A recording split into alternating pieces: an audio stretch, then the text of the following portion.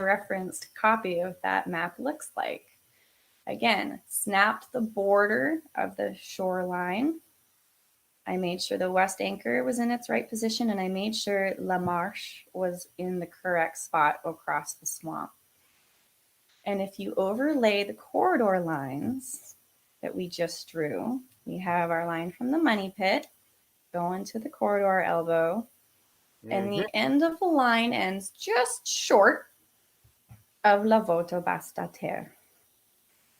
And so for me, cone E is the end of the corridor or the doorway threshold entering towards the chamber or the vault. Let's get it. And this was so remarkable for me because I didn't, this like I said, when I was aligning all the boulders, that was one task. And then when I started following these instructions, that was another task. And then when I georeferenced this map, this was another task. And to have all three tasks start to stack the exact same story and be collaborative and not conflict, that was, for me, that was just remarkable. That was absolutely an aha moment for me, as Rick would say. So that, yeah, I mean, it's kind of hard to argue. La Voûte de Basse-Terre is pointing right to the end of the vault, just as Zena's instructions suggested.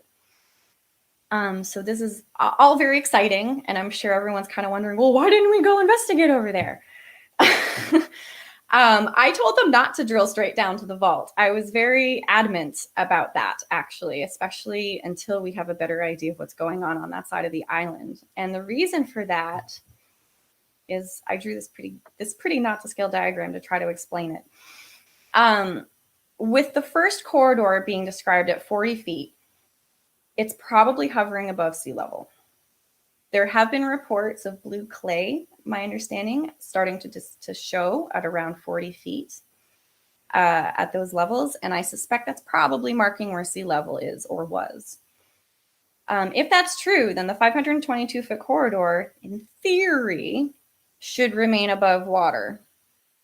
But that being said, if it's running at sea level, in order for it to cross under the swamp, it has to plunge lower at some point to go under the swamp, to go over to the other side.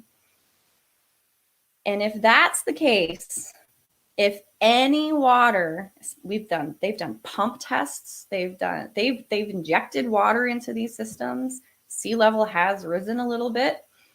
If water did end up spilling into the 522 corridor down an elbow shaft and has filled this long 1,065-foot corridor, if they started punching holes over here, there's a very strong possibility that they will cause the vault to flood if it's still safe currently.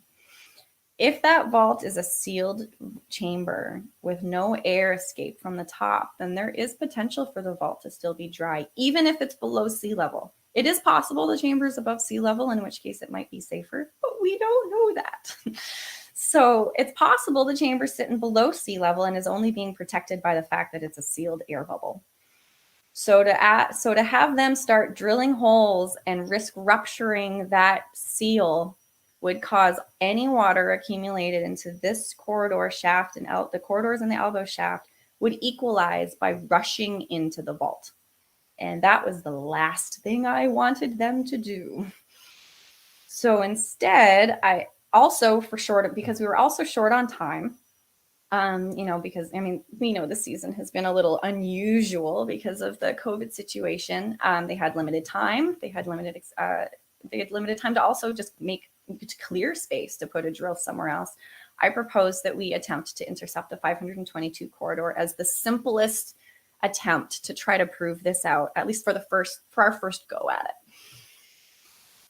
And so that was kind of what we attempted to do this year. Is I had proposed a spot along this corridor, and that was what we saw on the show.